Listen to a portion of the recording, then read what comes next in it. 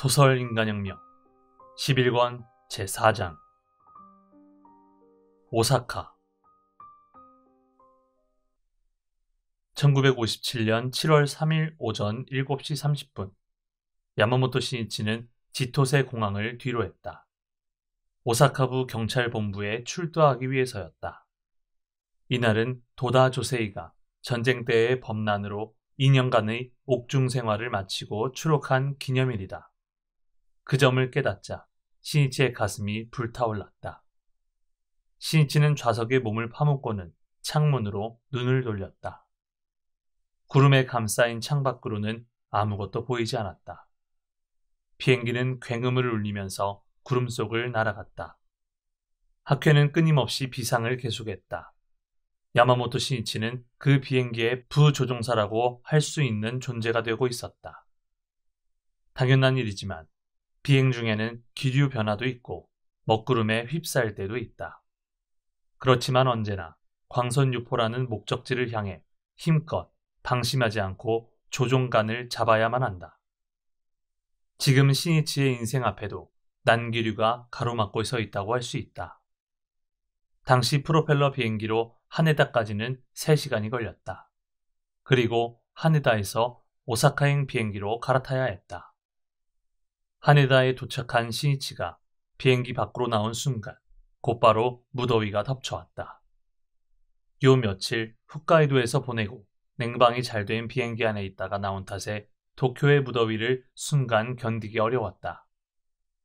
로비로 나오자 청년부 간부 몇 명이 마중 나와 있었다. 그들은 걱정스러운 표정으로 실장님하고 부르며 달려왔지만 누구 한 사람 다음 할 말을 찾지 못해 난감해했다. 도다주세이는 신이치의 아내 미네코 그리고 오자와 기요시 변호사와 함께 대기실에서 신이치가 오기를 기다리고 있었다. 도다는 자신의 분신이라고도 해야 할 가장 사랑하는 제자를 지금 하네다에서 맞이하고 곧 오사카 부경으로 보내야 하며 고뇌 가득한 감개를 주체하지 못했다. 도다는 이 며칠 동안 정세를 보면서 신이치의 체포를 예측하고 있었다. 비참하기도 하고 화가 나기도 했다. 이미 오사카 부경에 출두한 이사장이자 가마타 지부장인 고니시 다케오가 하루 전인 7월 2일에 체포되었다. 야마모토 신이치가 선생님 지금 돌아왔습니다 라고 말하며 좁은 대기실로 들어서자 도다는 기다렸다는 듯이 말을 건넸다. 오, 신이치. 도다는 신이치를 바라볼 뿐 다음 말을 잊지 못했다. 신이치는 초췌해진 도다의 모습을 보고 순간 마음이 아파 말도 나오지 않았다. 도다는 신이치를 곁으로 불렀다. 신이치는 유바리의 상황을 간략히 보고했다. 수고했네, 수고했어. 어젯밤에 전화로 들었다네. 도다는 말을 가로막듯 이렇게 말하고는 신이치의 얼굴을 물끄러미 바라보았다. 자애로우면서도 슬픈 눈빛이었다. 신이치는 그 시선을 피하듯 아래로 눈길을 돌렸다. 그 순간 도다가 헛기침을 하더니 결심을 굳힌 듯 강한 어조로 말했다. 신이치, 잘 다녀오게. 도다가 신이치의 눈을 뚫어지게 바라보면서 말을 이었다. 니치렌 대성인 불법을 광선 유포하려는 우리의 투쟁은 현실 사회에서 벌이는 격투이다. 현실 사회에 뿌리를 내리면 내릴수록 난이 다투어 일어난다. 그 자체가 불법이 진실하다는 증명이고 피할 방법 따위는 전혀 없다. 어떤 난이 다투어 일어난다고 해도 우리는 맞서 싸우는 수밖에 없다. 또 커다란 고난이 기다리고 있겠지만 신이치, 갔다 오너라. 네, 다녀오겠습니다. 신이치는 이렇게 대답했지만 불과 닷새 만에 눈에 띄게 야윈 도다를 눈앞에서 보기가 괴로웠다. 스승의 심로를 생각하니 마음이 아팠다. 도다의 건강이 염려되어 견딜 수 없었다. 선생님, 건강은 어떠십니까? 도다는 그 질문에는 대답하지 않았다. 그리고 신이치를 물끄러미 바라보고 그의 어깨에 손을 얹었다. 신이치, 자네 건강이 걱정이다. 절대 죽지 마라. 죽으면 안 된다. 도다의 팔에 힘이 들어갔다. 그는 신이치의 몸을 힘껏 부둥켜 안듯이 끌어당기고는 침통한 목소리로 말했다. 신이치, 만약에 말이다. 자네가 죽는 일이 생기면 나도 바로 달려가 자네 위에 엎드려 함께 죽을 것이다. 강한 전류가 흐르는 듯한 충격이 신이치의 온몸을 관통했다. 신이치는 대답할 말을 잃었다.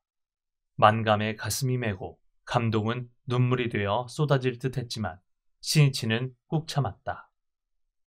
그리고 결의에 찬 눈빛으로 도다를 바라보면서 스스로를 타일렀다. 결코 질 수 없다. 그 어떤 대난이 닥치더라도 결연히 끝까지 싸우겠다. 도다 선생님의 제자답게 힘이 있는 한 나는 싸울 것이다. 스승을 위해서라도 동지를 위해서라도 그것은 광선유포를 위해 어떤 일이 있더라도 극복해야만 하는 도정이다. 읽고 청년부 간부 한 사람이 오사카행 비행기가 출발할 시간이 되었다고 알리러 왔다. 그러자 도다가 책 한 권을 신이치에게 주었다. 드디어 나왔네. 나중에 읽게. 책은 도다가 묘오공이라는 필명으로 세이쿄 신문에 연재한 소설 인간혁명이었다.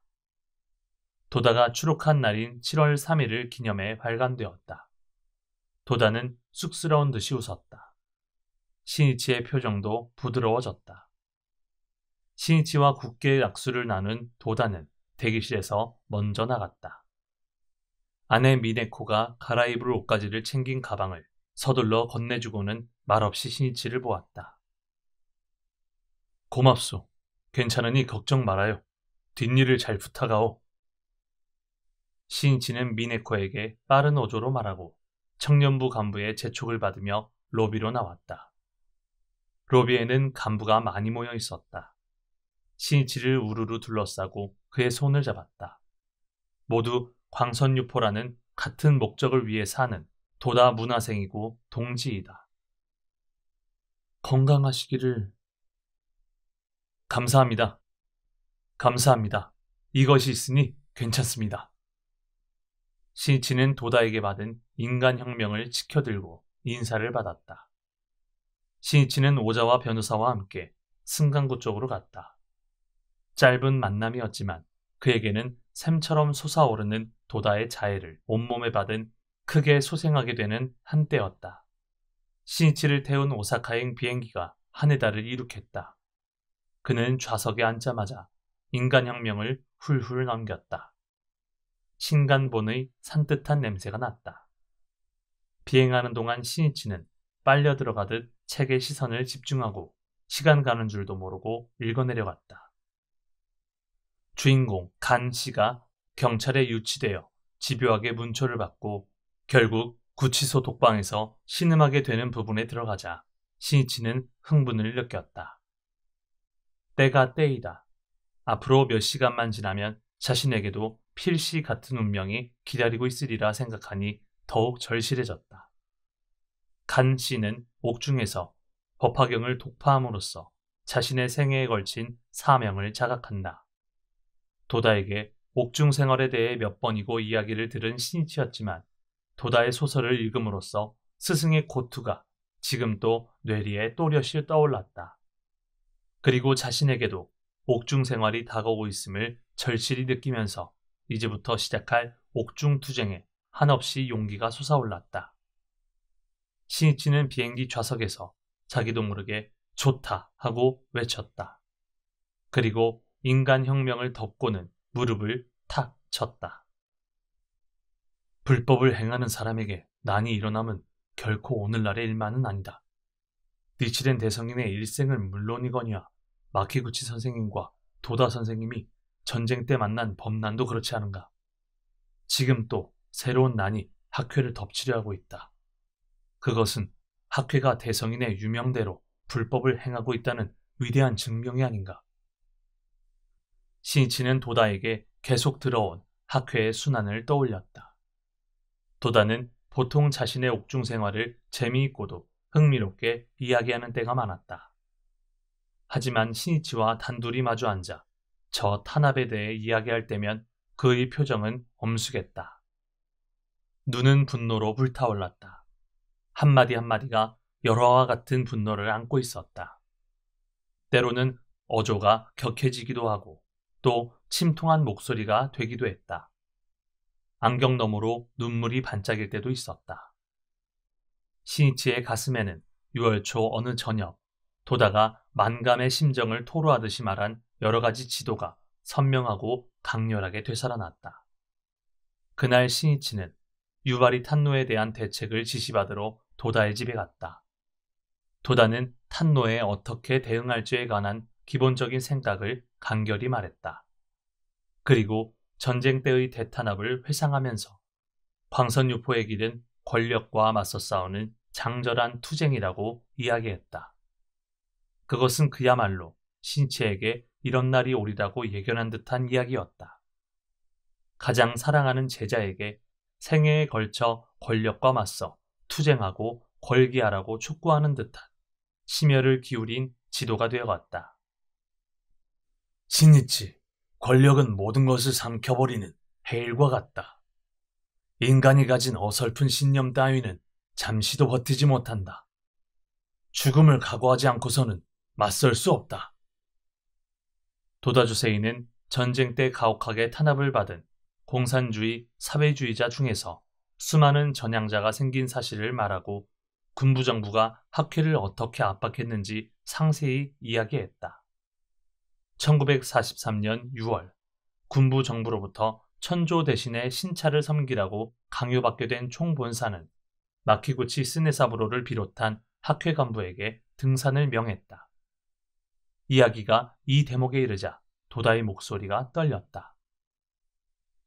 그날 우리는 마키구치 선생님과 함께 서둘러 총본산에 갔다. 선생님은 올 것이 왔다고 느끼셨다. 열차 안에서 꼼짝 않고 눈을 감고 계시더니 잠시 뒤 눈을 뜨고는 결심한 듯 내게 말씀하셨다. 도다군, 일어서야 할 때가 왔다. 일본이 얼마나 큰 방법을 저지르고 있는지 간할 수 있는 좋은 기회가 오지 않았는가. 빤히 보면서 일본을 망하게 할 수는 없다. 선생님, 싸우겠습니다. 불초 이 도다도 선생님의 제자로서 목숨을 걸 각오가 되어 있습니다. 선생님은 고개를 크게 끄덕이며 입가에 웃음을 지으셨다. 나는 방법 염계의 정신을 바탕으로 총본산 전체가 신차를 강하게 거부하리라고 생각했다.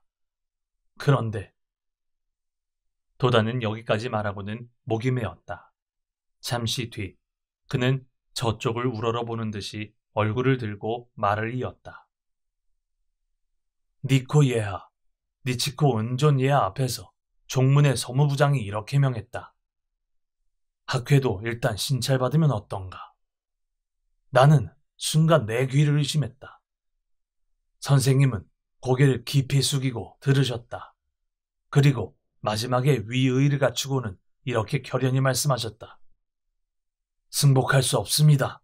신찰은 절대로 받지 않겠습니다. 그 말씀이 지금도 내 귓전에 생생하게 맴돌고 있다. 이 한마디가 학회의 운명을 가르고 순난의 길로 또 사신홍법이라는 대성인 문화의 명예로운 정도로 학회를 이끌었다. 스승과 제자의 엄숙한 대화였다. 도다의 날카로운 어조에는 중후한 울림이 있었다. 그는 신이치의 눈을 바라보면서 단숨에 말을 이어갔다. 머지않아 마키구치 선생님도 나도 특고 경찰에 체포되고 종무는 학회에 등산을 금지했다. 니치렌 대성인의 유명을 지키고 신차를 받지 않았기 때문이다. 권력의 위협이 얼마나 공부스러운지 이 일로도 알 수 있을 것이다.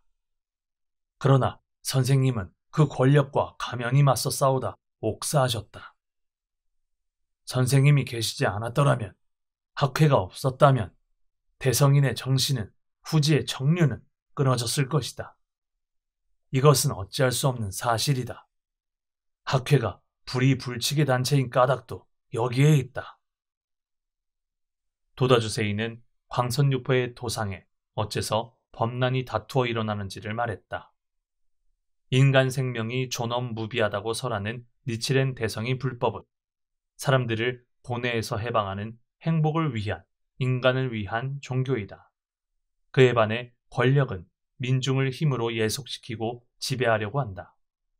이 인간 지배를 향한 끝없는 욕망이 권력의 마성이다. 그리고 권력은 민중을 지배하는 수단으로서 종교를 이용하고 사람들을 귀복시키려고 해왔다.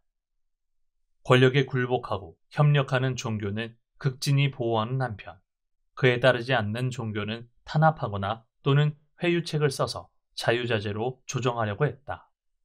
또 종교 쪽에서도 보신을 위해 앞다투어 권력에 영합했다.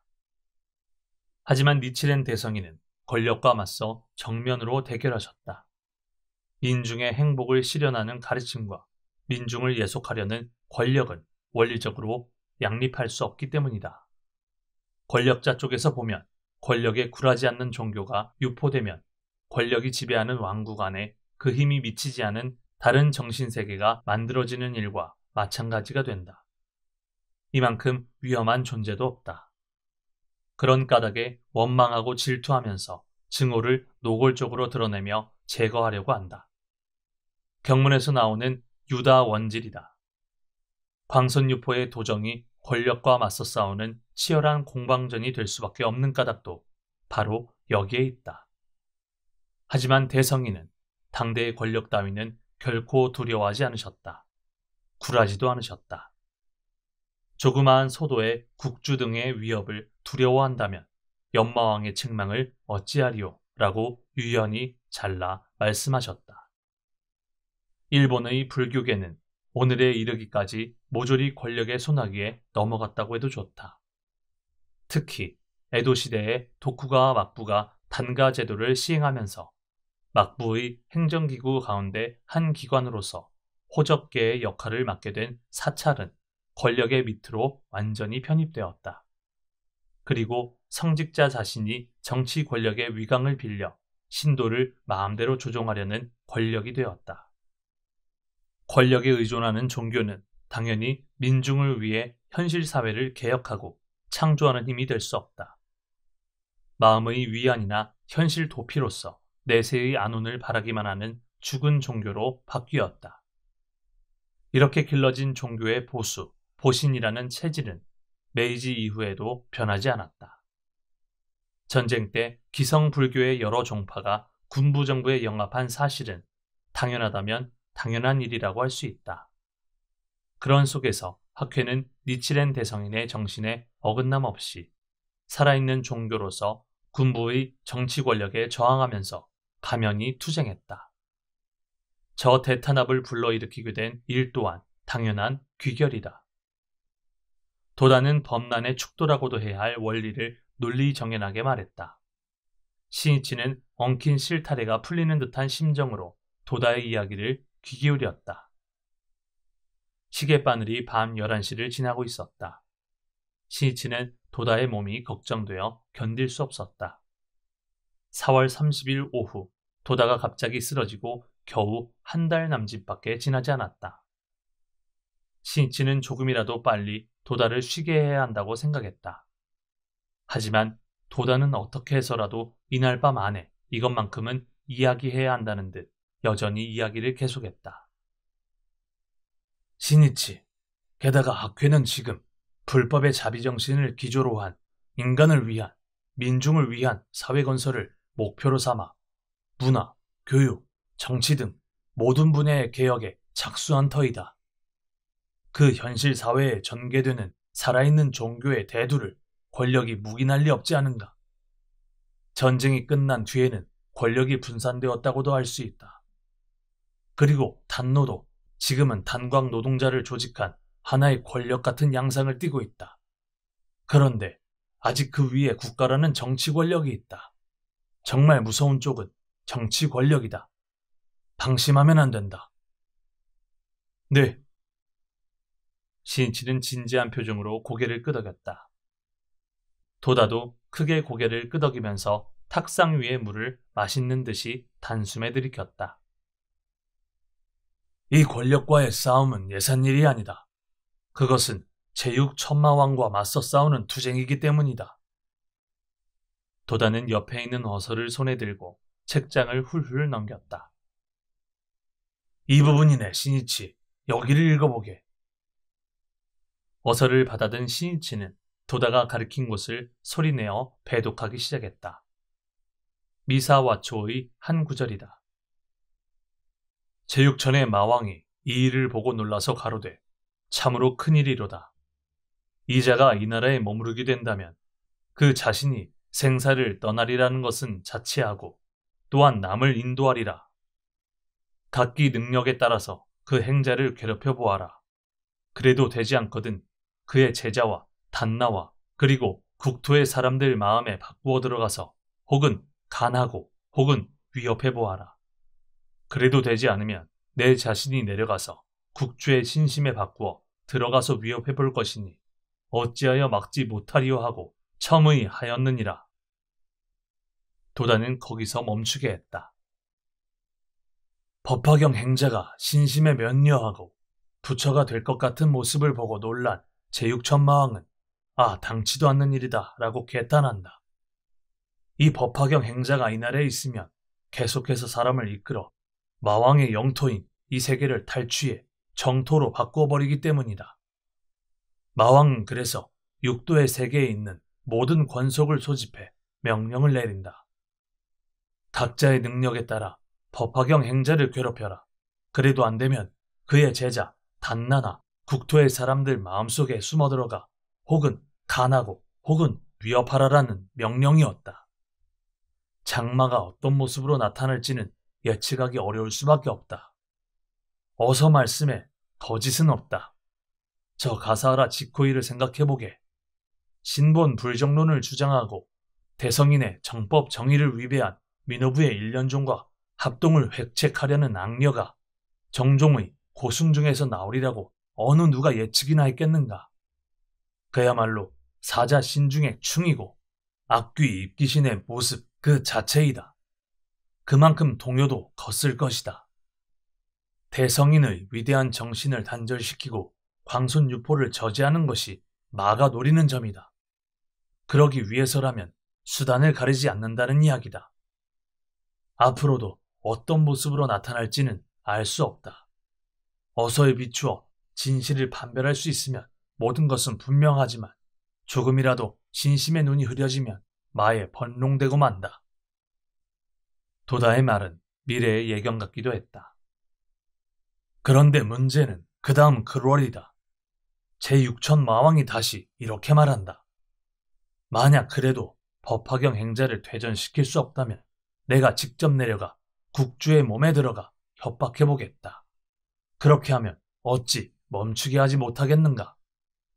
마왕을 중심으로 이처럼 의논했다고 한다. 다시 말해 마지막에는 제6천마왕이 권력자의 몸에 들어가 박해를 가하여 신심을 그만두게 하고 광선유포의 흐름을 막겠다고 호언한 셈이다.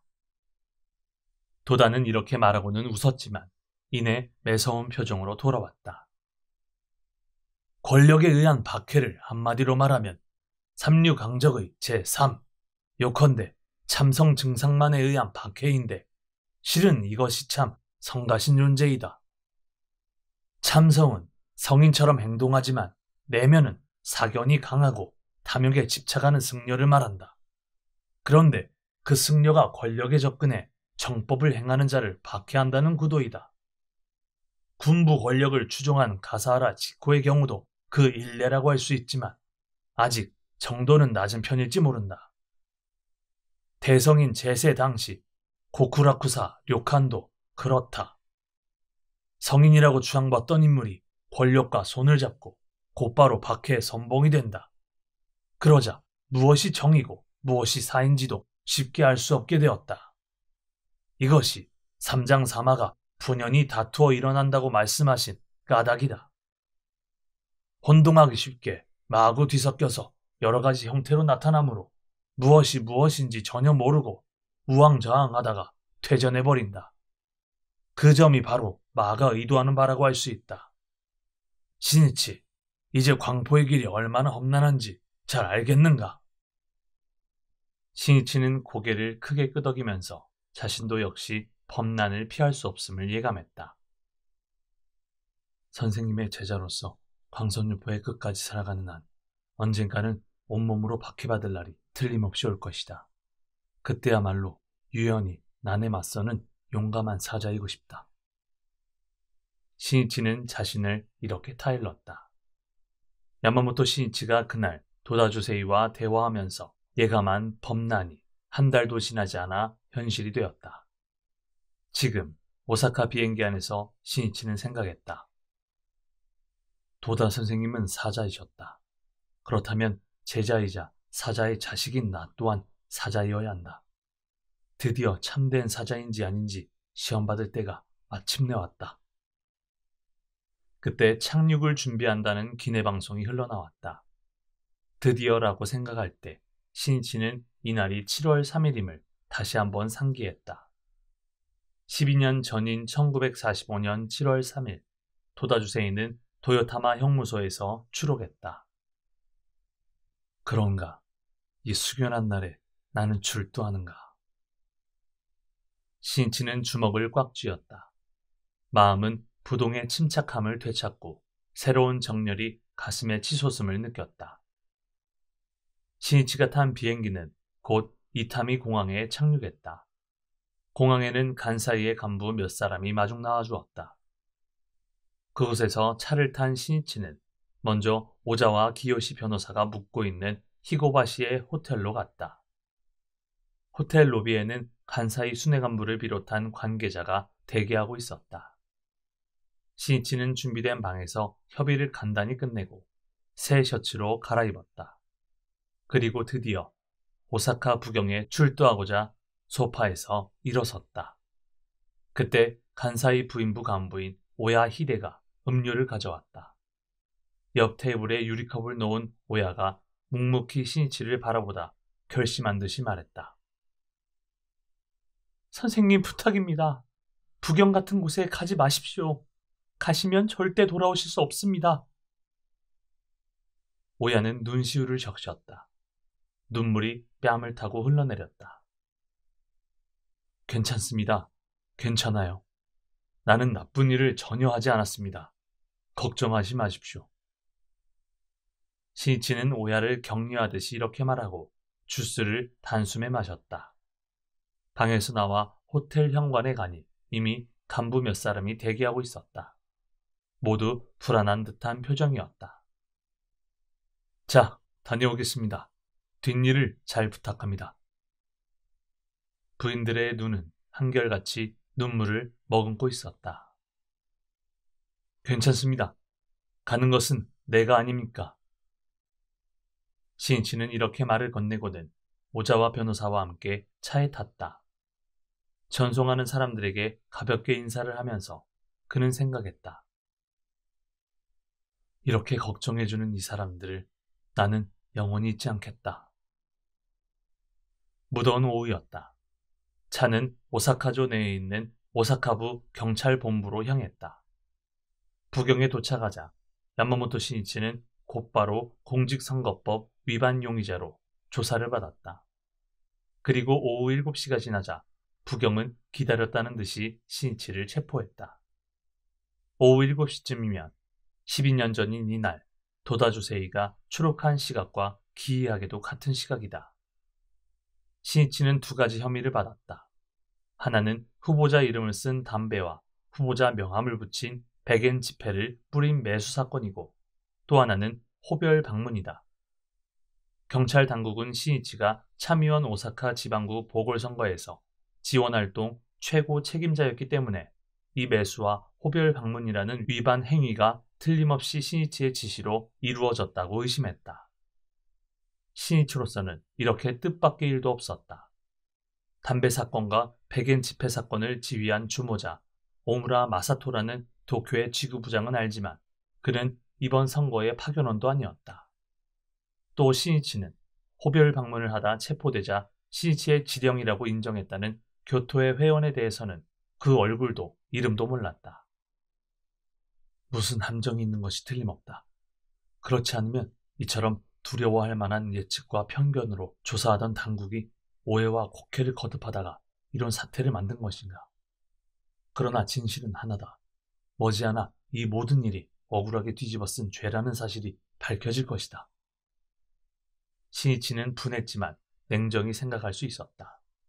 하지만 이 머지않아가 현실이 되기까지는 4년 반이라는 세월이 필요했다. 1962년 1월 25일 오사카 지방재판소에서 이 사건의 판결이 났다. 모든 진실이 겨우 명백해지고 야마모토 신이치는 무죄가 되었다. 하지만 이때 이미 도다 조세이는 세상을 떠난 뒤였다. 그리고 고뇌 가득한 이 4년 반 동안의 재판 투쟁은 약진하는 창가학회의 앞길을 몇 번이고 아문에 휩싸이게 했다. 광선유포의 역사가 순환의 역사라고 말할 수 있는 근거가 바로 이것이다. 하지만 학회는 그 순환을 강력한 도약대로 삼아 언제나 새롭게 약진하면서 계속 전진해왔다. 창가학회로서는 생각조차 할 수 없는 매수 같은 사건이 도대체 어떻게 일어났는지 도무지 이해할 수 없었다. 그런데 유감스럽게도 그런 일이 있었음은 틀림없는 사실이다. 더구나 30~40명이라는 대량의 회원이 계획적으로 저질렀다니 더욱더 아연해질 수밖에 없는 사건이었다. 그런 만큼 당초 이 사건이 보도되었을 때 오야마의 선거사무소 측은 다른 후보의 악질적인 모략이라고 생각하고 선거 위반 단속본부에 엄히 단속해달라고 요청한 것이다. 그런데 뜻밖에도 그 매수 행위가 학회원의 소행임을 알자 간사이 회원은 모두 한결같이 고개를 갸웃거렸다. 누가 봐도 효과가 있다고는 생각할 수 없는 졸렬하기 그지없는 위반 행위를 왜 했는지 이해할 수 없었기 때문이다. 이 사건의 발단은 가마타 지부의 지구부장인 오무라 마사토의 머리에서 나온 사념이라고도 해야 할 착상이었다. 이 점은 시간이 지나면서 명백해졌다. 주모자 오무라 마사토는 어느 큰 건설회사의 비서과에 근무하는 32살쯤 된 사람이었다. 오무라는 직업의 특성상 발이 넓어 입회 초기부터 회사에서 진행하는 댐 공사 등의 건설 현장을 돌며 절복 활동을 했다. 위험이 많은 중노동 작업에 힘쓰는 작업원들은 본사의 요직에 있는 그의 권유로 차례차례 입회했다. 그래서 그는 달마다 절복 성과를 많이 올렸다. 그런 실적이 실력으로 간주되고 짧은 기간에 지구부장까지 되었다. 오무라는 나이에 비해 꽤 큰 재력이 있었고 행동 또한 모든 일에 걸쳐 화려했다. 건설 업계라는 현실 사회에 몸을 담아온 그로서는 선거는 깨끗한 싸움이 결코 아니라고 생각한 모양이다. 그런 만큼 학회가 아무리 공명선거를 외쳐도 표면상의 방침으로만 여겼는지도 모른다. 더욱이 이번 오사카 보궐선거는 매우 어려운 싸움이었다. 또 오무라는 불법의 심원함을 잘 모르지만 선거 등의 세간적인 일에 대해서는 학회 간부보다 자기 쪽이 훨씬 정통하다는 오만한 자부심도 틀림없이 있었으리라. 게다가 오무라의 지부에는 자신의 소개로 얼마 전에 입회한 하야시다 사다이치라는 어느 정치신문의 사장이 있었다. 오무라는 먼저 하야시다에게 힘든 선거에서 이길 수 있는 타개책이 없겠느냐고 물었다.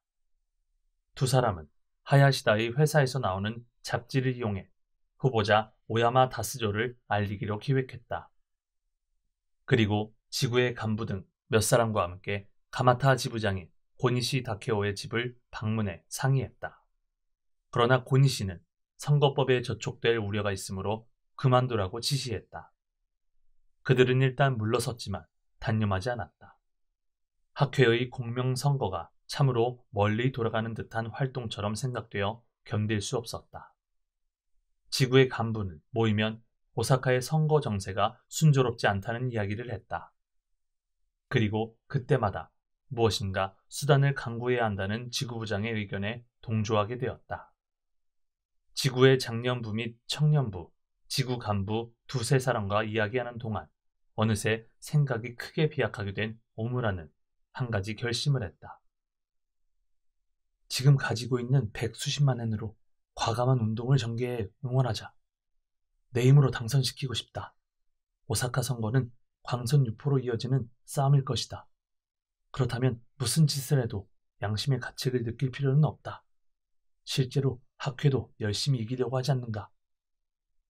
오무라는 자기도 모르는 사이에 공명심에 침식되고 말았다고 해도 좋다.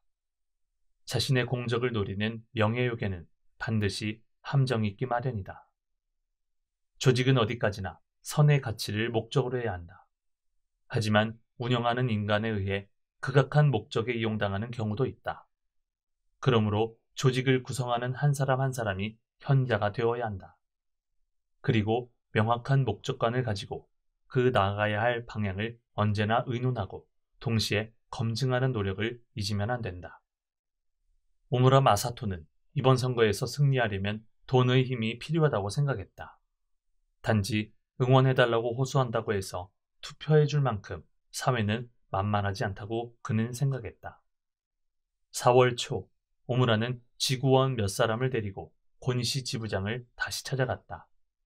그리고 지구원들과 함께 오사카에 뛰어들고 싶다고 제의했다. 우리 회사 건설 현장과 운수 쪽에 관계된 사람을 손에 넣으면 4에서 5만 표는 된다고 생각합니다. 한번 뿌려보고 싶습니다. 엉뚱한 짓을 하면 안 되네. 위험하니까 조심하는 편이 좋다. 고니시는 한마디로 부정했지만 오무라는 이 말을 꼭 전면적인 부정이라고는 생각하지 않았다. 자기 재량으로 잘만 하면 된다고 생각한 모양이다. 많은 이때 그 마술을 내밀었다고 해도 좋다. 오무라는 단독으로 계획을 짜기 시작했다. 그리고 지구의 청년들을 동원해 이를 은밀히 추진하기 시작했다. 학회 본부의 간부들은 누구 한 사람 알 도리가 없었다. 하야시다의 회사 직원인 회원들과 지구의 청년들이 동원되었다. 오사카 선거를 응원한다는 대의 명분을 들은 청년들은 투표일 직전인 4월 18일부터 20일에 걸쳐 오사카로 향했다. 숙소는 니시구 에도보리에 마련했다. 20일 저녁 오사카에 모두 모인 도쿄의 30여 명은 여기서 처음으로 오무라의 계획을 들었다. 먼저 투표일 하루 전인 22일 아침 여러 명씩 조를 나누어 곳곳의 직업안정소에 간 다음 이를 구하려고 모인 사람들에게 재빨리 담배를 나눠준다. 담뱃감 안에는 오야마 후보의 이름을 적어놓는다. 그리고 마찬가지로 22일 저녁쯤부터는 오사카 시내의 적당하다고 생각되는 주택가 몇 군데를 골라 오야마 후보의 명함을 붙인 백엔 지폐를 집집마다 뿌린다는 계획이었다. 게다가 오무라는 22일 저녁 실행에 옮길 때는 여관을 떠나 지정된 지역에서 임무를 완수한 뒤 오사카역에 집합한다. 그리고 기차를 타고 아타미에서 내린 다음 정해놓은 여관으로 간다. 이렇게 실행 후 어떻게 도주하는지까지 설명했다. 21일 오전 중심이 되는 사람들이 각자 담배를 나누어줄 직업안정소를 미리 둘러보면서 명함을 붙인 백엔 지폐를 어디에 뿌릴지 정했다. 그리고 대량의 담뱃갑에 하나하나 이름을 쓰고 백엔 지폐에 미리 준비한 명함을 정성껏 붙였다. 오무라 일행의 폭주는 예정대로 22일 아침 일찍부터 실행에 옮겨졌다. 10여 개 반으로 나뉜 그들은 오사카 시내에 있는 직업안정소에 갔다. 그런 다음 길거리나 직업안정소 안에 3355 모여있는 사람들에게 준비한 담배를 단숨에 뿌리고는 재빨리 행방을 감추었다. 그들은 묘한 사명감에 불타고 있어서인지 소심한 사람도 의외로 이 일을 대담하게 잘 해치웠다. 4월 22일 낮에 숙소에서 모두 나온 오무라 일행은 저녁 무렵부터는 오사카 시내의 주택가 6군데를 각각 돌면서 명함을 붙인 백엔 지폐를 집집마다 뿌리고 다녔다. 그리고 투표일 당일인 23일 협의한 대로 아타미에 전원이 모였다. 그때 그들은 성공을 기뻐하면서 놀랍게도 축배를 들었다. 누가 생각해도 비상식적이고 졸렬하게 그지없는 위법 행위를 그들에게 실행케 한 것은 대체 무엇이었는가? 이해하기 어려운 일이었다. 그 일에 가담한 청년들은 계획에 대해 질문하기는 했지만 적극적으로 반대한 사람은 없었다. 아무리 오무라가 신명을 아끼지 않는 선거 응원이라는 대의를 내세우며 설명했다고 해도, 또 학회 상층부의 간부도 양해한 일이라고 그럴듯하게 꾸며댔다고 해도 악질적인 범죄 행위라는 사실을 아무도 알아차리지 못했을 리 없다. 아니, 많은 사람이 알아차렸을 것이다. 하지만 그 점을 무시하고 넘어가는 이상한 정열이 그들을 지배했다. 세간의 선거란 어차피 이렇다라고 듣고 단순히 그렇다고 믿어버린 측면도 있었으리라. 또 목적이라는 대의 명분이 내걸리고 그 성취가 불가결하다고 강조함으로써 부당한 수단까지도 암묵적으로 그들 안에서 정당화되고 말았다고 할 수 있다. 실은 거기에 보이지 않는 마의 작용이 있다. 숭고한 목적은 숭고한 수단으로 실행하지 않으면 참된 달성이란 있을 수 없다. 목적은 자연히 수단을 결정짓는다. 민중이 행복을 누릴 수 있는 진실한 민주정치를 구축하기 위해 동지를 정계로 보낸다고 한다면 그 운동 또한 민주주의의 철칙에 한 걸음도 벗어나면 안 된다는 점은 명백하다. 목적을 위해 수단을 가리지 않는다거나 목적이 선하다고 해서 안이하게 악한 수단을 긍정한다면, 또 자신을 규제하는 마음을 잃는다면 당초의 이상이나 목적은 이미 파탄나고 만다는 사실을 알아야만 한다. 도다주세이는 혁명가인 척하는 청년들의 언동을 훈계하고 사회인으로서 일에 임하는 자세와 생활 태도를 언제나 엄하게 지도해왔다. 그 까닭은 한 사람 한 사람의 생활 속에 인간으로서의 규범을 확립하지 않으면 황손유포의 올바른 전진은 있을 수 없다고 통감했기 때문이라고 해도 좋다.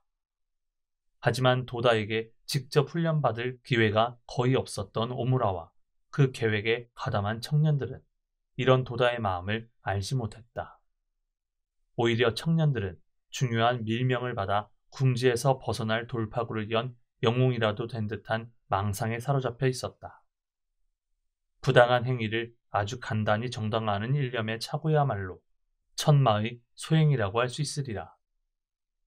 그때 그들은 자신들의 위법 행위 때문에 야마모토 신이치와 고니시 다케오가 감옥에 갇히게 될지는, 또 얼마나 도다주세이가 괴로워하게 되고 광선유포의 전진이 방해받게 될지는 꿈에도 생각지 못했다. 오사카의 일간지는 22일 이른 아침에 일어난 담배 사건을 그날 석간에 대대적으로 보도했지만 후보자의 이름은 밝히지 않았다. 오야마 진영에서는 후보인 오야마의 이름이 담배에 써있다는 사실을 알게 되자 다른 당의 악질적인 방해라고 생각하고 엄중히 단속하라고 당국에 요청했다. 또 22일 저녁 무렵에 발생한 백엔 집회 사건은 투표일인 23일 조간에 보도되었다. 아는 사람에게서 이 백엔 집회를 입수한 어느 회원은 그 집회를 간사이 본부에 증거품으로 갖고 왔다. 오야마 진영은 재차 당국에 엄중히 단속해달라고 요청했다. 신문에는 후보 이름이 게재되지는 않았지만 오야마 진영의 비열한 매수행이라는 소문이 삽시간에 퍼지고 마지막 순간에 오야마 다스조의 이미지는 현저하게 떨어졌다. 상대방 진영의 술책에 빠졌다고 생각한 간사이의 수뇌 간부들은 원통함에 빠졌다. 간사이 동지들은 사람들에게 소문을 들으면 화가 치밀어 속을 태우면서도 확신을 가지고 응수했다. 당신 바보 같은 소리를 하고 있지 않은가? 오야마의 이름이 써있는 담배는 오야마를 모함하려는 다른 당의 모략이야. 오야마 진영이 그런 짓을 했다고 말하면 나중에 웃음거리가 된다니까.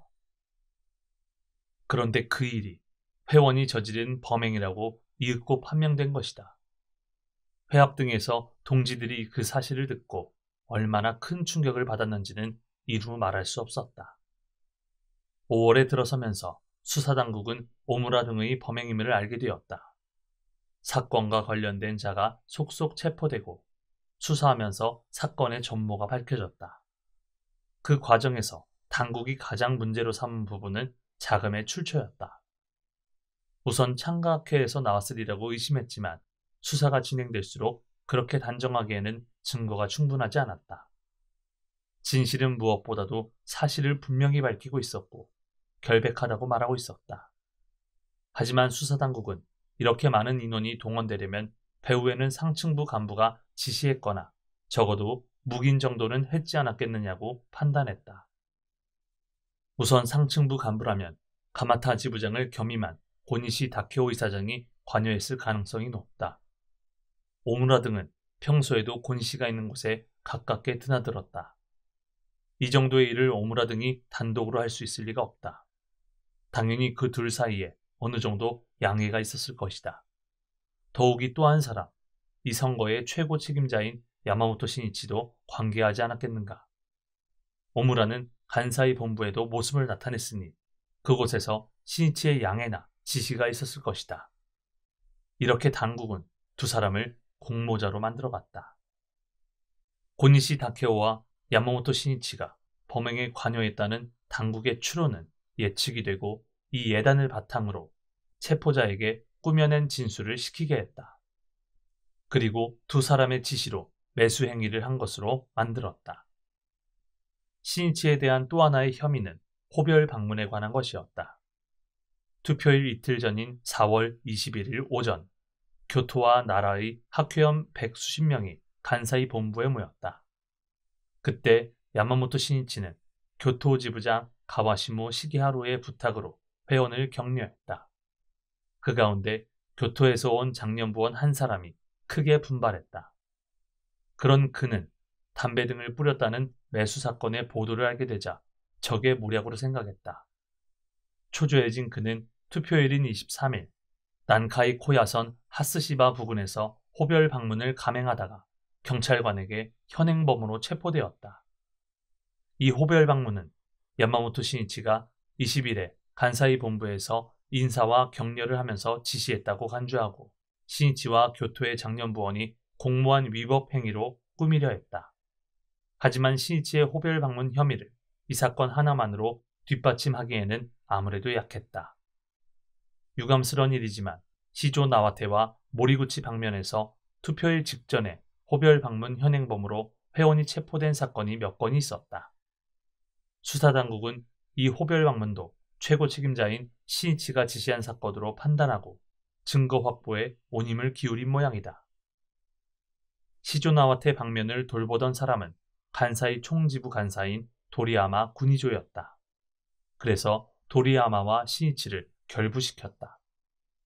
또 모리구치 방면은 오카야마 지부장인 오카다 이테스가 담당했으므로 역시 신이치와 오카다를 결부시켰다.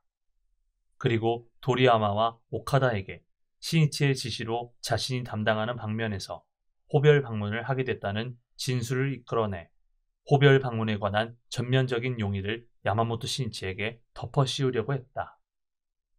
호별 방문으로 체포된 이 교토의 장년부원은 공장에서 임시직으로 일하고 있었다. 생활이 어려운 데다 아이 하나가 수학여행을 앞두고 있었다. 아버지가 체포되자 수학여행을 준비할 돈조차 없어 가족은 어찌할 바를 몰랐다. 그도 그 일이 걱정되어 견딜 수가 없었다. 조사를 맡은 경찰관이 그런 그에게 다른 사람도 모두 야마모토 실장이 지시했다고 자백했다. 야마모토의 지시라고 인정하지 않으면 집에는 언제까지고 돌아갈 수 없다. 이렇게 협박했다. 또 빨리 자백하지 않으면 귀여운 아이의 수학여행 날까지는 나갈 수 없다며 자식을 끔찍이 사랑하는 아버지의 정에 호소했다. 그는 틀림없이 처자식을 위해서라도 어쨌든 빨리 집으로 돌아가고 싶었으리라. 그것은 인간으로서의 당연한 감정이었을 것이다. 경찰은 이런 부모의 심정을 이용해 교묘하게 진술을 이끌어내려고 했다. 그는 시키는 대로 진술하면 어떤 결과가 될지 알 길이 없었다. 매수 사건의 자금원이 창가학회가 아니라 주모자인 오무라 마사토 개인이라는 사실도, 호별 방문이 상층 간부의 지시가 아니라는 사실도 조사하면 바로 알 수 있는 일이다. 그러나 검찰 당국은 이 사건을 가지고 굳이 학회 상층부를 겨냥하려고 했다. 그 배경에는 지난해 오사카 참의원 선거 때 선거에 익숙하지 않은 탓에 호별 방문을 한 위반자들이 국제연합 가맹 대사령으로 모두 사면된 일도 있었으리라. 검찰 측에서 보면 모처럼 추적한 사건이 깨끗이 사라져버린 것이다. 이번만큼은 하고 만반의 준비를 하고 기다렸다고 할 수 있다. 야마모토 신이치는 지난해 선거에서 위반자가 나왔기 때문에 이번 선거에서는 무사고 무위반 운동을 강력히 호소했다. 하지만 지난해와 비교해 호별 방문 위반자 수가 대폭 줄기는 했지만 또다시 위반자가 나오고 말았다. 게다가 이번에는 매수까지 발생했다. 검찰이 이 기회에 철저히 조사해서 괴멸적인 타격을 가한다는 방침을 세웠다고 해도 이상한 일은 아니었다. 그런데 그런 검찰의 행동에는 창가학회에 대한 적잖은 감정적인 편견이 있었고 또 그 장래에 대한 말할 수 없는 공포심을 느꼈다는 점도 확실하리라. 그것은 이른바 도리와 이성을 뛰어넘어 인간의 마음 오저에서 나오는 생명적인 반발이라고 할 수 있지 않겠는가. 이것이야말로 유다 원질이라는 상황을 일으키는 요인이라고 할 수 있다. 인간의 증오라고도 해야 할 이러한 감정을 앞세워 권력이 행사될 때 권력은 마성의 힘이 되어 탄압의 엄리를 드러낸다. 하지만 어떠한 시대라고 해도 탄압을 감행하려면 그 탄압을 정당화하는 대의 명분이 필요하다. 요컨대 처벌의 이유가 될 어떤 문제점을 만들어내고는 그것을 구실삼아 탄압한다. 그 수법은 니치렌 대성인이 다스노구치 범난에서 사도 유죄에 이르는 경과에서도 명백히 나타난다. 다스노구치 범난은 교빈이라는 연불승이 대성인을 막부에 제소한 일을 계기로 일어났다. 교빈의 배후에는 대성인을 죽이려고 하는 가마쿠라 불교계의 실력자 고쿠라쿠사 료칸이 있었다. 교빈의 소장에는 교의에 대한 비난과는 별도로 미타 관음 등의 상을 불에 넣고 물에 떠내려 보냈음, 흉도를 실중에 모으다 라는 항목이 있었다.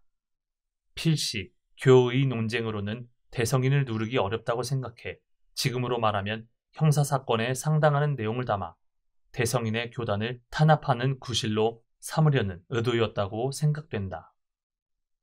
대성인은 미타 관음 등의 상을 불에 넣고 물에 떠내려 보냈음이라고 말한다면 확실한 증인을 내놓으라고 그 자리에서 반론하셨다. 그리고 증거를 내놓을 수 없다면 그것은 니치렌을 함정에 빠뜨리려고 욕한 등이 벌인 자작자연의 모략에 불과하다고 지적하며 꾸짖으셨다. 또 흉도를 실중에 모으다 라고 제소한 일에는 오히려 욕한 등의 거점인 고쿠라쿠사가 악인들을 모으고 있다고 경론 등을 인용하여 반론하셨다. 대성인은 언제나 생명을 위협받는 위험과 이웃하는 나날을 보내셨다. 흉도에게 습격을 당해 대성인은 몸에 상처를 입고 제자들이 살해당하기도 했다. 또 대성인에게 사의를 파절당한 승려들은 그 사실을 감추려고 권력자들에게 터무니없는 거짓말을 불어넣어 대성인을 박해하려 했다. 문화인 무사들은 대성인을 지키려고 틀림없이 마음을 썼을 것이다. 사실은 소장의 내용과는 전혀 달랐다. 료칸 등의 일파는 비열하게도 사실무근에 꾸며낸 이야기와 침소봉대한 논리를 내세워 막부에 제소했다. 그리고 이런 소송을 다루는 부서가 사무라이 도코로이고 그 쇼시는 대성인을 증오하는 헤이노 사에몬 노조였다. 헤이노 사에몬 노조는 형식적으로만 수사하고 곧바로 대성인을 체포했다. 그리고 단시간에 조사를 끝내고는 사도 유죄라는 판결을 내렸다. 하지만 깊은 밤이 되자 처형장인 다스노구치로 대성인을 끌어냈다. 몰래 참수하려고 한 것이다. 그런데 참수는 실패로 끝나고 대성인을 사가미 지방 에치의 혼마 로쿠로자에몬의 저택에 잠시 남겨두었다. 명확한 사정을 알 수는 없지만 막부 내에는 대성인을 사면해야 한다는 세력도 있었다. 그래서 제3의논했지만 결론이 나지 않다가 처분 미결로 약 1개월의 시간이 지나게 되었다. 대성인은 나의 이번 감죄는 세간의 허물은 조금도 없으나 라고 말씀하셨듯이 죄 같은 것은 하나도 없었다. 의논을 거듭할수록 처벌할 근거가 애매해졌다고 생각된다. 하지만 고쿠라쿠사 료칸이나 연불자들은 어떻게 해서든지 대성인을 무죄 방면하면 안 된다고 생각했다. 그들은 신복을 시켜 카마쿠라에서 방화와 살인을 저지르게 하고 그 일들을 대성인 문화의 소행이라고 참언했다. 그리고 당초의 판결대로 대성인은 사도 유죄가 결정되었다. 료칸 등은 또다시 죄를 날조하고 권력자에게 참언하여 여론을 조작했다. 죄를 뒤집어 씌워 처벌한다는 박해의 구조가 여기에 있다. 니치렌 대성인의 제세 당시와는 달리 현대는 법치국가이다. 또 민주주의 사회이다. 권력은 분산되고 그 폭주에 제동을 걸기 위해 제도화가 추진되어 왔음도 사실이다. 하지만 그런 만큼 탄압 방법도 더욱 교활해지고 교묘해졌다고 할 수 있을지 모른다. 때로는 법을 확대 해석하여 위법으로 재결하고 어떤 경우에는 지나칠 만큼 감시의 눈을 번뜩인다. 그리고 조금이라도 법에 저촉할 가능성이 있으면 엄하게 단속하는 일도 있으리라. 또 신도 한 사람의 개인적인 문제를 교단 전체의 문제로 적발하는 경우도 있을 수 있다. 어느 쪽이든 고의로 사회적인 문제를 만들어내고는 그것을 구실 삼아 때려 부수려고 하는 만큼 많든 적든 억울한 죄를 낳는 것은 틀림없다. 이 오사카 사건이 참으로 그러했다. 7월 3일 저녁 무렵 야마모토 신이치가 오사카 부경에 출두한 뒤 간사이의 주요 간부들은 간사이 본부로 모여들었다. 누구나 불안과 초조의 빛에 휩싸인 표정이었고 울적한 분위기가 감돌았다. 앞으로의 대책을 협의했지만 이야기는 무엇 하나 진전되지 않았다. 그런 가운데 오자와 변호사로부터 신이치가 체포되었다는 전화가 왔다. 그 소식은 간사이 간부들을 더욱 절망의 구렁텅이로 몰아넣었다. 실장님은 어디에 머무르시게 될까? 걱정스러운 듯이 한 사람이 중얼거렸지만 대답하는 사람은 아무도 없었다. 이렇게 되자 오히려 부인부 쪽이 강했다. 오야히데가 재치있게 말했다. 경찰서에 머무르시게 된다면 필요한 물건을 준비해야 하지 않을까요? 칫솔과 수건은 가져가셨을까? 갑자기 이야기가 구체성을 띠었다. 오늘 밤은 덥지만 한밤중에는 으스스 추울 수도 있으니 모포라든지 호디불도 준비해야 되지 않을까? 필요하다고 생각되는 물건이 줄줄이 나오고 솜씨 좋게 그 준비를 분담했다. 부인부원들의 진심이 여러 가지로 세심한 배려를 자아냈다. 차인물을 가져간다 해도 부경이 허가할지 어떨지도 알 수 없었다. 하지만 간사이의 이 땅에서 자신들과 함께 투쟁하고 자신들을 위해 싸워준 신심의 기둥으로서 경무하는 실장을 위해서라면 설사 헛된 일이라 하더라도 좌우간 부딪혀볼 작정이었다. 이론이 아닌 동지로서의 진심이 용솟음쳤다.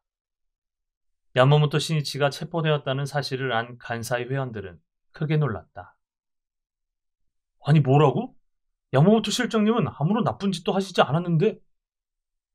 실장님이 무슨 일을 하셨다는 거야? 마치 여우에게 홀린 듯한 심정이었다. 간사이 동지 대부분은 매수 사건과 호별 방문을 한 당사자가 체포되었기 때문에 모든 것이 해결되었다고 생각했다. 그런데 이사장 고니시 다케오에 이어 실장인 야마모토 신이치까지 체포되었다. 야마모토 실장의 지휘 아래 투쟁한 그들은 신이치가 위반 행위를 누구보다도 엄하게 금한 사실을 잘 알고 있었다. 그런 만큼 신이치가 체포되었다는 사실을 아무래도 이해할 수 없었다. 틀림없이 무슨 다른 목적이 있을 거야. 필시 작은 선거법을 규실로 학회를 붕괴시키려는 속셈이겠지. 지독하군. 모두의 놀라움이 분노로 변해갔다. 그리고 실장을 위해 무엇인가 할 수 있는 일이 없는지 의논했다. 억울한 죄를 벗고 무사히 석방되도록 오늘 밤은 밤샘 제목을 보내자고 말하는 사람도 있었다.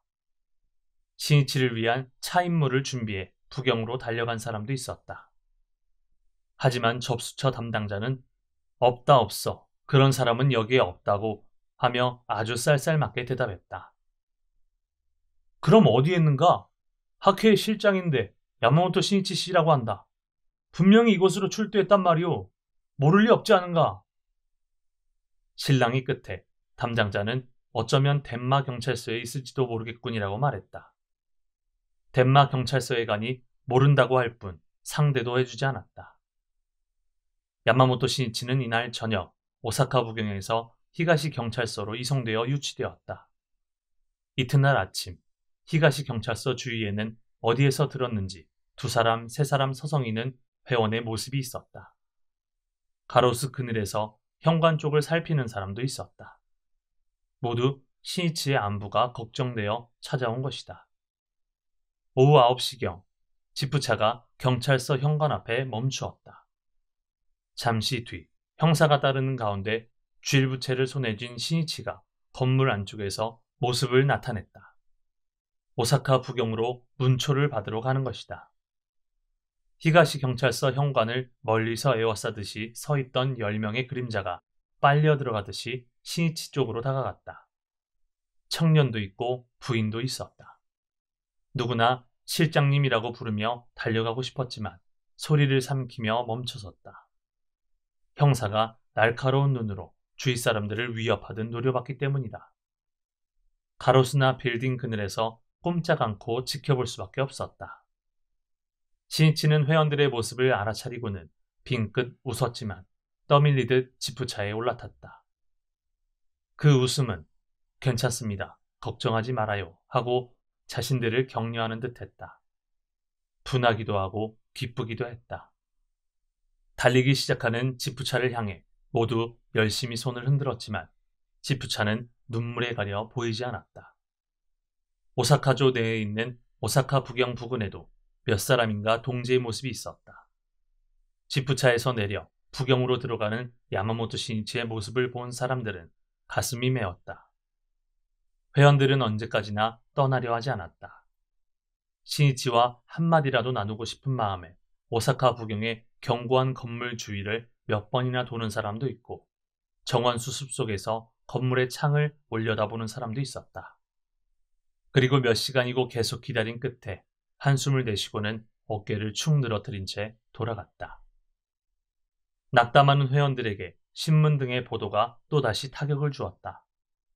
고니시 이사장과 야마모토 실장의 체포와 거의 동시에 언론은 기다렸다는 듯이 창가학회를 법도 두려워하지 않는 폭력 종교, 파쇼라고 단정하고 이상하기 그지없는 반사회적인 종교단체라고 선전했다. 전쟁 때 군부정부에 협력하여 전쟁을 찬미해온 언론이 군부정부에 저항하다 초대 회장이 옥사까지 한 학회를 파쇼라고 비판하는 무정견, 무절조에는 그저 놀라울 따름이다. 게다가 파쇼라는 근거는 참모, 부대장 같은 군대와 비슷한 조직과 역직의 호칭 정도에 불과했다. 각 신문은 매일처럼 학회를 계속 공격하고 마지막에는 불벌로 위협한다. 여기에 일본의 병리 따위의 표제를 앞다투어 달았다. 간사이 회원들은 자신들이 체험한 환희 넘치는 아름다운 동지의 세계와는 너무나도 동떨어진 악의에 찬 비뚤어진 보도를 보고는 분한 마음에 발을 동동 구르는 듯한 심정이었다. 사회에서도 버림받아 인생의 목적을 잃고 살아갈 힘조차 잃었을 때 학회에 의해 다시 새로운 희망에 불타며 일어선 사람들은 헤아릴 수 없을 만큼 많았다. 병고, 경제고, 가정불화 등 숙명의 쇠사슬에서 해방된 환희 가득한 인간 소생의 드라마 속에 바로 창가학회의 진실한 모습이 있고 그렇기 때문에 학회도 발전할 수 있었다. 그런 사실은 일단 좌담회의 문을 두드리고 학회를 있는 그대로 보려고 하면 누구의 눈에나 또렷이 보일 것이다. 하지만 언론은 어떤 이유에선지 이 분명한 사실에 시선을 보내려 하지 않았다. 예를 들면 어느 신문은 창가학회라는 제목으로 연재한 기사 전문에 이렇게 썼다. 창가학회라고 하니까 당연히 무슨 철학이나 학술 연구단체일 것이라고 바로 얼마 전까지 생각하던 사람들로서는 정말로 어리둥절할 따름이다. 5000년 전 옛날에 부처님이 설하신 법화경의 불가사의하고도 영묘한 법력과 니치렌 상인의 가르침을 올바르게 계승한다는 그 탄생과 성장, 눈 깜짝할 사이에 150만 신자를 손에 넣은 놀라운 번식력, 군대식인 전국의 조직, 절복이라 부르는 격렬한 포교 방법. 이 연재에서는 퇴전한 자와 학회를 혐오하는 학자를 등장시키고는 학회가 얼마나 비도하기 그지없는지 말하게 했다. 대단히 의도적인 보도라고밖에 할 수 없다. 창가 학회의 전진을 번식력이라고 한 이 표현은 우롱과 비웃음 그 자체였다.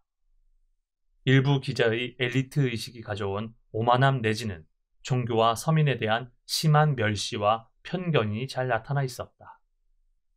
종교가 서민을 자각시켜 사회적으로도 급속히 대두되자 이유 없는 두려움과 반감을 이런 캠페인으로 표출하는 것이라고 할 수 있다. 이 편견에 가득 찬 생명적 반발이라고도 해야 할 감정 또한 경문에 써 있는 유다 원지를 의미한다고 할 수 있다. 오사카 사건을 다룬 보도는 대부분 이런 편견에 바탕을 둔 예측이었다.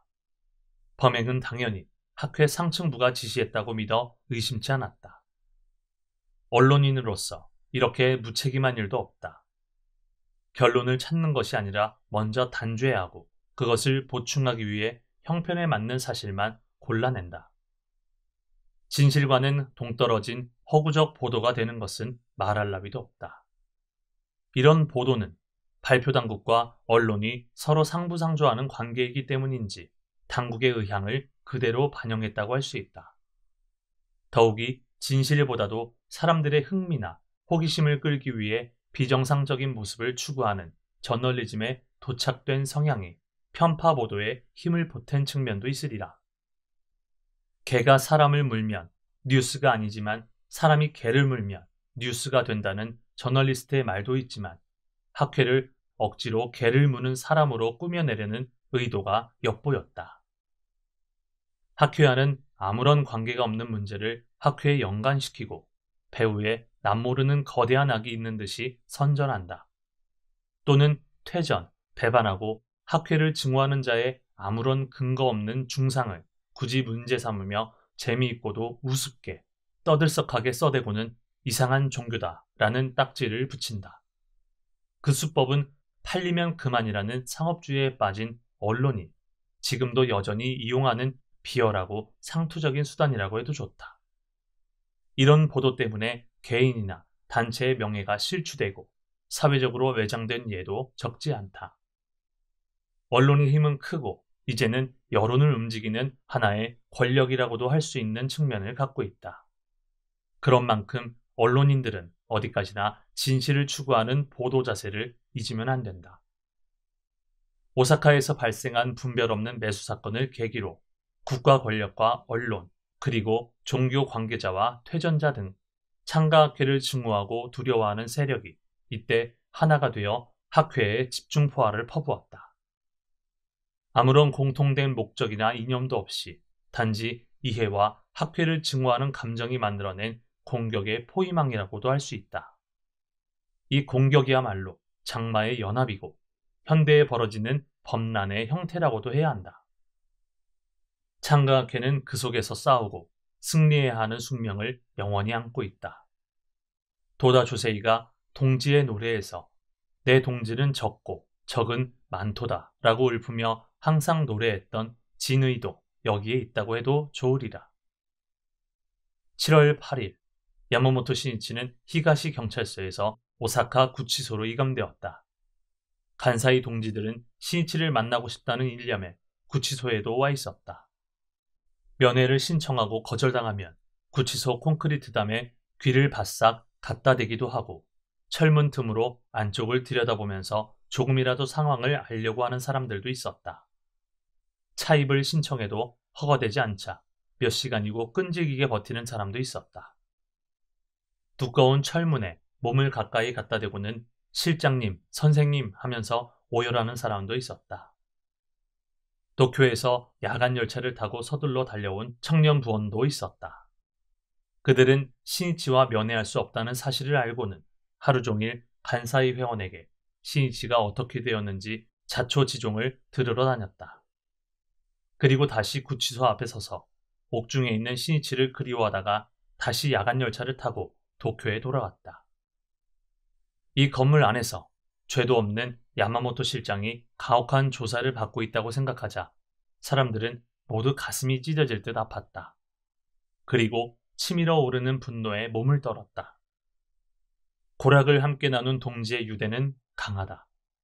신이치와 동지의 결속은 처지나 형식, 권위에 의한 것도 아니었다. 상대의 행복을 바라며 온 힘을 다해 격려하는 가운데 배양된 인간의 참된 신뢰의 유대이고 혼과 혼의 결합이었다.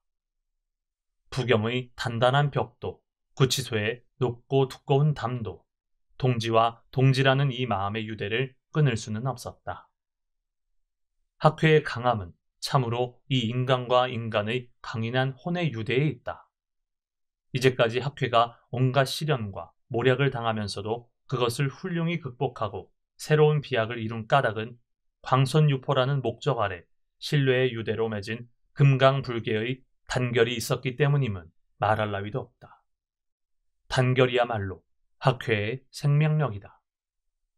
그런 까닭에 광선유포의 전진을 저해하는 세력은 반드시 학회의 단결에 균열을 만들어 그 정신을 이간질시키려 했다. 광선유포의 지도자를 불신하게끔 선동하려는 허위선전, 악질적인 인신공격 등. 하지만 진실한 신앙으로 육성된 영지의 눈은 모략의 본질을 예리하게 간파했다. 그리고 동지의 유대는 더욱더 굳고 강하게 맺어졌다. 반대로 사리사욕에 사로잡힌 보신의 사람은 그 모략을 틈타 원망하는 말을 반복하다가 반기를 들었다.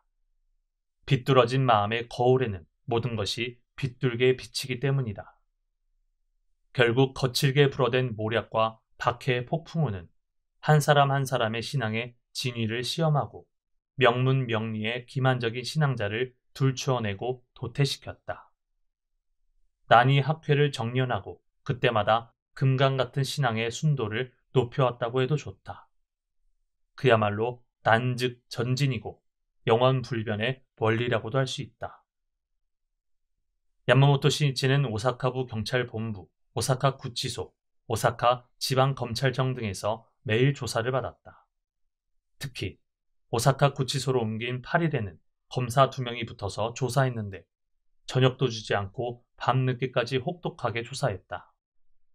검사들은 매수 사건을 일으킨 가마타 지부의 2사람과 신이치가 오사카역에서 매수를 모의하지 않았느냐고 압박했다. 분명 신이치는 4월 19일 저녁 규슈 방면으로 지도하러 떠나는 도다 주세이를 오사카역에서 배웅했다. 그리고 그때 역시 배웅하러 온 이 2사람과 만나기도 했다. 신이치는 그들의 얼굴은 알고 있었지만 처음에는 왜 그들이 오사카에 왔는지도 몰랐다. 그때 2사람이 선거를 응원하러 왔습니다 라고 하기에 신이치는 잘 부탁하네 라고 한두 마디 말을 나누고 격려했다. 검사는 그 일을 언급하며 담배를 뿌릴 직업안정소 목록을 2사람이 보여주자 신이치 당신이 매수를 승낙하지 않는가 라고 다그쳤다. 또 교토나 나라에서 온 회원들에게 간사이 본부에서 단단히 잘 부탁합니다 라고 격려한 말을 호별 방문을 하라 라고 말했다고 슬쩍 바꾸고는 이것도 인정하라고 강요했다. 아무리 몰아세워도 신이치는 위반 행위를 지시하지 않았기 때문에 진술할 수 없었다. 당연히 부인할 수밖에 없다. 그러는 동안 검찰 측은 새로운 증거가 될 만한 구체적인 사실을 무엇 하나 제시하지 못하고 헛되이 시간만 흘러갔다. 신이치를 체포 구류한 책임 때문에 검찰은 초조함을 느끼기 시작했다.